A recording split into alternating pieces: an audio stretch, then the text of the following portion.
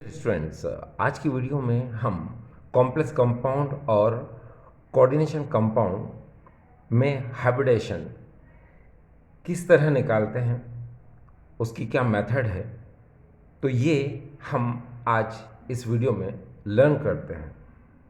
Dear students, ये determination of hybridisation of complex compound ये part 2 है। अगर इससे पहले आपने पार्ट 1 देखा हो तो आपके लिए ये पार्ट 2 काफ़ी इजी रहेगा। ठीक, चलिए शुरू करते हैं। देखिए डियर स्टूडेंट्स, जैसा कि आप जानते हैं कि किसी भी मेटल के साथ, ये देखिए यहाँ पर किसी भी मेटल के साथ अगर वहाँ 4 लिगेंड अटैच्ड हैं, किसी भी मेटल के साथ अगर लिगेंड 4 अटैच्ड हैं, तो वहाँ पर हाइब्रिडेशन या तो sp3 हो सकता है या dsp2 हो सकता है। और अगर मान लो मेटल के साथ 5 लिगेंड्स हों तो हाइब्रिडेशन वहाँ पर या तो sp3d होगा या फिर dsp3 होगा। और अगर मेटल के साथ 6 लिगेंड अटैच्ड हों तो वहाँ पर हाइब्रिडेशन या तो sp3d2 होगा या फिर d2sp3 होगा। ठीक, तो ये पहला पॉइंट है। एक बार फिर से रिपीट करते हैं कि अगर मेटल के साथ अगर 4 लिगेंड हैं तो वहाँ sp3 या फिर dsp2 हाइब्रिडेशन होगा।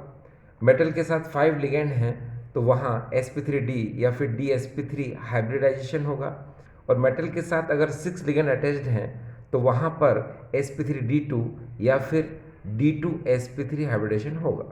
ठीक, अब यहाँ पर हम इस बात को देखें कि ये जो जितने भी एग्जाम्पल आपको यहाँ नज़र आ रहे हैं, देखिए 1 2 3 4 5 ये 6, ये जो आपको एग्जाम्पल नज़र आ रहे हैं, इन सब में कॉमन फैक्टर देखिए क्या है, H2O H2O H2O H2O H2O और H2O।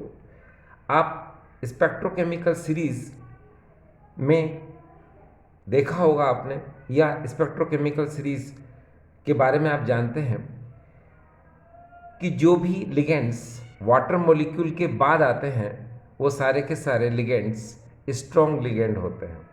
और वाटर के पहले और वाटर तक जो भी लिगेंड्स आते हैं वो वीक लिगेंड यानी कि वीक फील्ड लिगेंड होते हैं।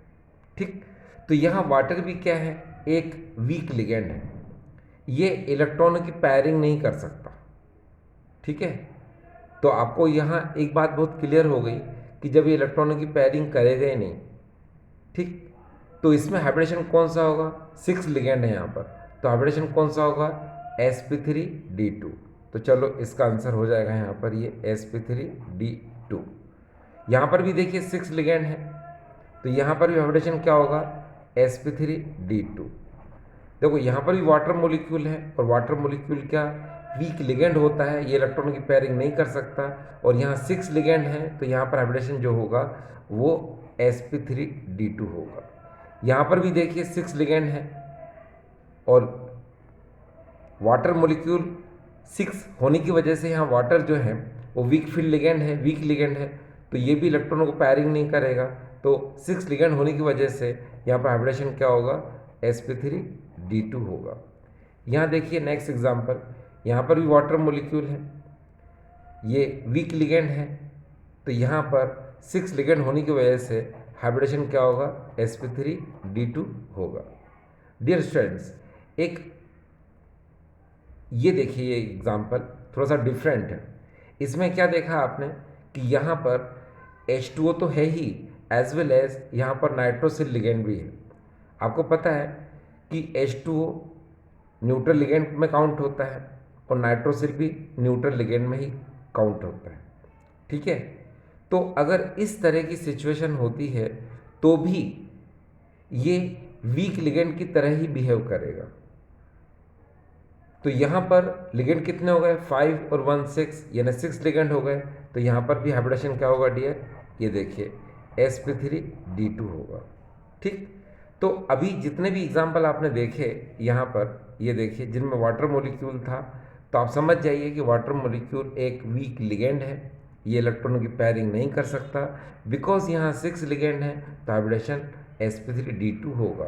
यहाँ पर भी देखिए 6 है sp3d2, यहाँ पर भी 6 है sp3d2, यहाँ पर भी 6 है sp3d2, यहाँ पर भी 6 है sp3d2, और यहाँ पर 5 and 1 6 लिगेंड है, तो यहाँ पर भी sp3d2 हाइब्रिडेशन होगा।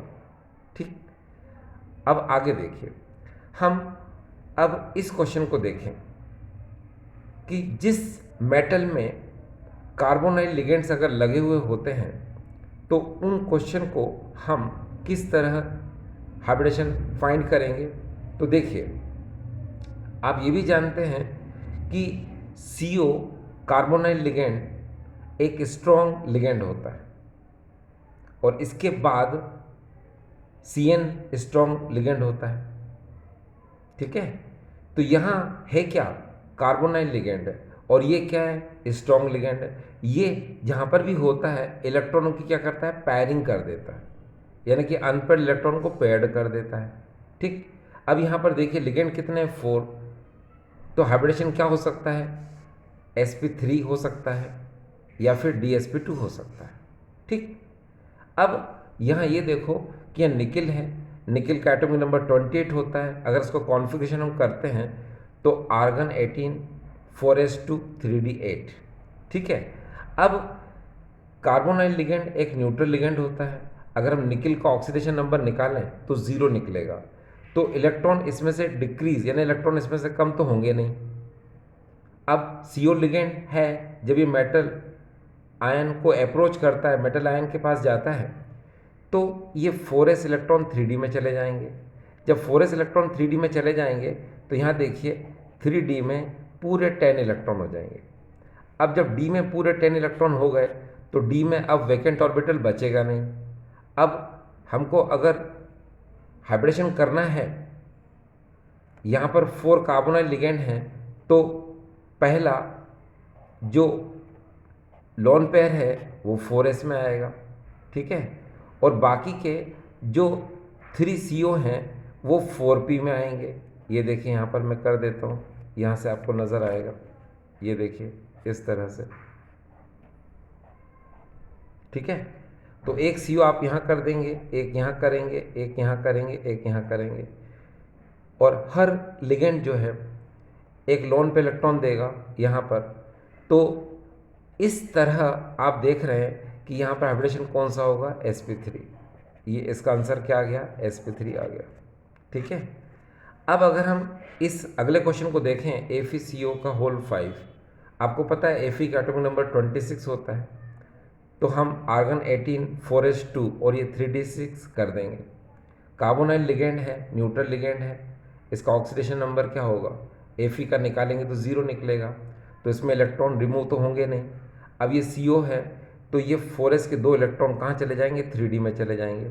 अब d में टोटल इलेक्ट्रॉन कितने आते हैं, 10 आते हैं, तो उसका एक d ऑर्बिटल क्या रहेगा, खाली रहेगा। ये देखिए, बता दूं आपको कैसे, ये देखिए, ये देखिए, that is a 1, that is a 2, that is a 3, that is a 4। तो यहाँ पर 8 इलेक्ट्रॉन इनमें आ जाएंगे, मगर ये वाला ऑर्बिटल क्या रहेगा, वैकेंट रहेगा। ठीक है, तो इसके अंदर CO क्या करेगा, अपना एक लोन पे इलेक्ट्रॉन दे देगा, एक 4s में दे देगा यहाँ पर। ठीक है, अब कितने CO बचे हैं, यहाँ पर 3 बचे हैं, है ना। तो वो CO क्या करेंगे, अब 4p में अपने लोन पे इलेक्ट्रॉन दे देंगे। ये देखिए CO CO CO, एक यहाँ देगा, एक यहाँ देगा और एक यहाँ देगा। ठीक, तो हाइब्रिडेशन क्या आएगा, dsp3। तो इसका आंसर क्या आएगा डियर, लिख देता हूँ मैं, इसका आंसर आएगा dsp3। ये इसका आंसर आ गया। ठीक, अब इसी तरह से हम इस क्वेश्चन को देखें, CrCO का होल 6, इसका आंसर क्या हो सकता है। आपको पता है Cr का एटॉमिक नंबर 24 होता है। कॉन्फ़िगरेशन करेंगे हम तो क्या होगा, 18 आर्गन 18 4s2 3d4। वही बात, CO न्यूट्रल लिगेंड है, Cr का ऑक्सीडेशन नंबर निकालेंगे 0 निकलेगा। ठीक है, तो हम क्या कर सकते हैं, यहाँ से इलेक्ट्रॉन डिक्रीज तो कर नहीं सकते, लेकिन यहाँ CO स्ट्रॉन्ग लिगेंड है, ये इलेक्ट्रॉन को पेयर्ड कर देता है, तो 4s के इलेक्ट्रॉन कहाँ चले जाएंगे, 3d में। जब 3D में चले जाएंगे तो यहाँ D में 6 इलेक्ट्रॉन हो जाएंगे। अब जब D में 6 इलेक्ट्रॉन होंगे तो आएंगे कैसे, ये देखिए कैसे आएंगे, एक यहाँ आ जाएगा, एक यहाँ आ जाएगा, एक यहाँ आ जाएगा, क्या आ गया। अब ये वाला क्या रहेगा, वैकेंट रहेगा, ये वाला क्या रहेगा, वैकेंट रहेगा। ठीक है, तो यहाँ लिख देते हैं CO, यहाँ CO। अभी भी देखिए यहाँ पर हमको टोटल 6 हैं, तो 2 तो हमने यूज़ कर लिए, अभी हमको 4 और यूज़ करना है। तो अब जो है हम एक 4s को ले लेते हैं, तो यहाँ CO कर देते हैं। अब कितने 3 और CO बच गए, तो हम क्या करेंगे, उसको हम 4p में ले लेंगे, तो यहाँ लिख देते हैं 4p, और इस तरह से हम यहाँ पर कर देते हैं, ये देखिए 1 CO, that is a second CO and that is a third CO। ठीक है, तो अब यहाँ क्या होगा, अब आप यहाँ पर एक चीज़ को देखिए, D1 D2, ठीक है, S, और यहाँ पर क्या जाएगा P3, तो इसका हाइब्रिडेशन क्या आएगा डियर, D2sp3। तो यहाँ लिख देता हूँ मैं, इसमें हाइब्रिडेशन आएगा D2sp3। ये D2sp3 किसका आंसर है, ये इसका, किसका डियर, जिसमें CR है, यानी इसका आंसर। अब हमारे सामने नेक्स्ट क्वेश्चन बचा CO का 6। यहाँ पर जो शुरुआत में CO है ये कोबाल्ट मेटल है, और यहाँ पर ये जो CO है ये कार्बोनाइल लिगेंड है। ठीक, आपको पता है CO का एटॉमिक नंबर 27 होता है, तो हम यहाँ लिखेंगे आर्गन 18, 4s2 और 3d 7, ये 27 हो जाएगा। अब आप ये देखिए कि CO न्यूट्रल लिगेंड है, CO इस कोबाल्ट का अगर हम ऑक्सीजन नंबर निकालेंगे तो 0 निकलेगा, इलेक्ट्रॉन आप यहाँ से कम तो कर नहीं सकते। अब 4s में 2 इलेक्ट्रॉन है और 3d में 7 है, टोटल कितने हो गए 9, तो 9 कहाँ आएंगे, ये D में आएंगे। इसको आप इस तरह से लिख सकते हो, देखो कैसे, ऐसे देखिए, यहाँ पर आ जाएंगे 2, फिर आएंगे 2, फिर आएंगे 2, फिर आएंगे 2, फिर आएगा 1। तो उसका D ऑर्बिटल जो है आपको वैकेंट नज़र नहीं आ रहा है, वैकेंट है ही नहीं, है ना। तो अब ये तो पार्टिसिपेट कुछ कर ही नहीं सकता। अब हाइब्रिडेशन कराने के लिए हमें क्या करना पड़ेगा, 4s को यूज़ करना पड़ेगा। तो हम यहाँ पर ले लेते हैं, देखिए हमने पहले 4s ले लिया, इसका एक ऑर्बिटल ले लिया हमने, और इसमें हमने CO के 2 इलेक्ट्रॉन इसमें डाल दिए सपोज। ठीक, अब हमारे पास CO कितने हैं, 5 और बाकी हैं, टोटल 6 थे, एक यूज़ कर लिया। अब हम 4p लेंगे यहाँ पर, और 4p के हमने 3 ऑर्बिटल ले लिए, है ना। ये देखिए CO CO CO, यहाँ पर भी हमने लोन पे इलेक्ट्रॉन डोनेट कर दिए। अब 4 CO यूज़ हो चुके हैं, अब 4p के बाद नंबर किसका आएगा, 4d का, तो ये मैंने 4d लिखा, और यहाँ पर ये मैंने इसके 5 ऑर्बिटल बना दिए इस तरह से। अब CO कितने बचे, 2, एक CO को मैं यहाँ यूज़ करूँगा, ठीक है, एक CO को मैं यहाँ यूज़ करूँगा, ये देखिए इस तरह से। तो इसमें हाइब्रिडेशन क्या आएगा, ये देखिए sp3d2। तो इसके अंदर, किसके अंदर, इसके अंदर हाइब्रिडेशन क्या निकलेगा डियर, इसके अंदर निकलेगा हाइब्रिडेशन sp3d2। फ्रेंड्स, आपके सामने ये क्वेश्चन है, अगर मैं आपसे बोलूं कि अब डियर स्टूडेंट बताइए इसमें हाइब्रिडेशन कौन सा होगा, आप सोचिए।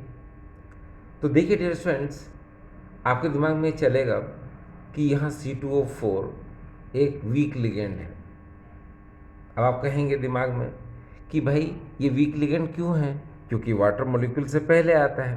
तो आपको पता है वाटर मॉलिक्यूल तक जितने भी लिगेंड आते हैं स्पेक्ट्रोकेमिकल सीरीज़ में, वो सब वीक लिगेंड होते हैं। वाटर मॉलिक्यूल के बाद जितने भी लिगेंड आते हैं वो सब स्ट्रॉन्ग लिगेंड होते हैं। ठीक है, आप बहुत अच्छे से जानते हैं। ये देखिए मैं आपको बता देता हूँ, अगर हम स्पेक्ट्रोकेमिकल सीरीज़ की बात करते हैं तो आपने प्रीवियस वीडियो में समझा होगा कि जो स्पेक्ट्रोकेमिकल सीरीज़ होती है, ये देखिए बता देता हूँ मैं आपको, यहाँ पर स्पेक्ट्रोकेमिकल सीरीज़। तो इस स्पेक्ट्रोकेमिकल सीरीज़ में मैंने कुछ लिगेंड्स को इस ट्रिक में इंक्लूड किया है। वो ट्रिक इस तरह से है, ये देखिए यहाँ पर ये है हाई हाई हाई हाई बेल, हाई हाई बेल पानी, हाय हाय बेल पानी, EDTA, EDTA, PA, PA, I, note खनकाओ। ये देखिए यहाँ लिख देते हैं नोट खनकाओ, ये खनकाओ, ये नोट खनकाओ, ये हो गया। अब इसको एडजस्ट कर लेते हैं। देखो यहाँ हाई का मतलब होता है हेलोजन से, और यहाँ हाई का मतलब होता है हाइड्रोक्सी यानी कि OH। बेल को इंग्लिश में कहते हैं ऑक्स, यानी ये ऑक्सीलेटो हो जाएगा।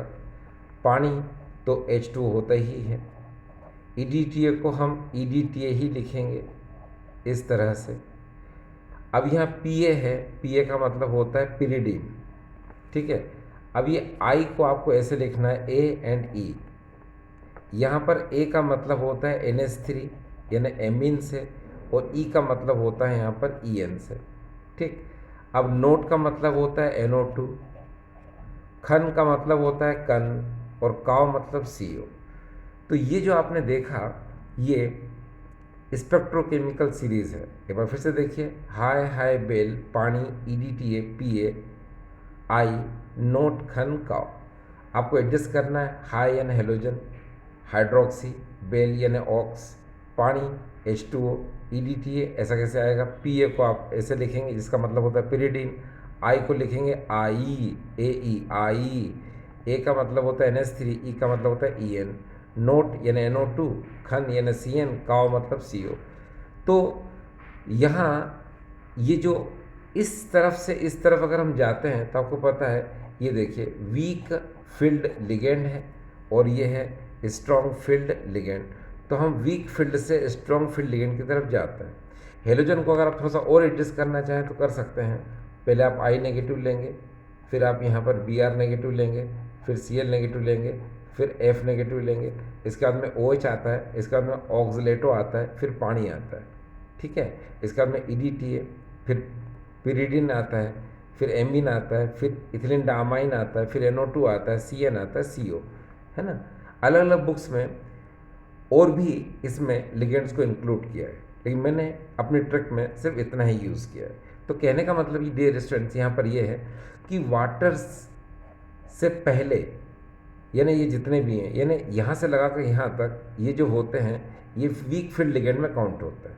इसके बाद आगे जो भी लिगेंड्स होते हैं ये सारे के सारे लिगेंड्स ये स्ट्रॉन्ग फील्ड लिगेंड में काउंट होते हैं, ठीक। अब यहाँ पर ये बात आती है, ये कौन है, ऑक्सीलेटो, यानी कि इसको हम लिख सकते हैं C2O4 2 नेगेटिव, ये वीक फील्ड लिगेंड है। तो अब ये तो मैंने बता दिया कि ये वीक फील्ड लिगेंड है। तो अब बताइए इसमें हाइब्रिडेशन कौन सा होगा। तो आप सोचेंगे कि ये C2O4 है, तो C2O4 को हम कैसे लिख सकते हैं। ये देखिए C double bond O, C double bond O, फिर O नेगेटिव, यानी कि इस C2O4 में दो डोनर साइट होती हैं, एक ये और एक ये। 2 3 जा यानी 2 डोनर साइट है इसके अंदर, तो 2 3 जा 6, यानी इसमें लिगेंड कितने हो गए, मोनोडेंटेट लिगेंड यानी एक दंतुर लिगेंड इसमें कितने हो गए, 6 हो गए। मोनोडेंटेट लिगेंड कितने हो गए डियर स्टूडेंट, इसमें 6 हो चुके हैं। और 6 अगर है इसके अंदर तो इसमें हाइब्रिडेशन या तो D2sp3 होगा या फिर sp3D2 होगा। अब आप जल्दी से बताइए इसमें हाइब्रिडेशन कौन सा होगा। आप सोच रहे होंगे कि ये वीक लिगेंड है तो इसमें हाइब्रिडेशन कौन सा होगा डियर, sp3D2 होगा। मैं कहूँगा सॉरी, इसमें sp3D2 ना होकर क्या होता है, D2sp3 होता है। अब आप कहेंगे कि D2sp3 क्यों होगा, तो बता देता हूँ। डियर स्टूडेंट्स याद रखिए C2O4 एक बाइडेंटेट लिगेंड है, और आपको पता है बाइडेंटेट लिगेंड और मल्टीडेंटेट लिगेंड जो होते हैं ये क्लेट कंपाउंड का फॉर्मेशन करते हैं, यानी ये क्लेट रिंग का फॉर्मेशन करते हैं। तो ऐसे लिगेंड्स जो क्लेट कंपाउंड का फॉर्मेशन करते हैं, है ना, उनमें C2O4 भी होता है। तो ये लिगेंड जो है क्लेट फॉर्मेशन करता है, क्लेट रिंग का फॉर्मेशन करता है, इसलिए इसकी CFAC की वैल्यू क्या हो जाती है, इंक्रीज हो जाती है। क्रिस्टल फील्ड स्प्लिटिंग एनर्जी की वैल्यू क्या हो जाती है, ज़्यादा हो जाती है, जिसकी वजह से इस CO के इलेक्ट्रॉन क्या होते हैं, पेयर्ड हो जाते हैं। और इसीलिए जब ये पेड़ हो जाएंगे तो इसमें हाइब्रिडेशन क्या आएगा डियर, D2sp3 आएगा। ठीक है, तो आई होप डियर फ्रेंड्स आज का वीडियो आपको समझ में आया होगा। ठीक है, थैंक यू।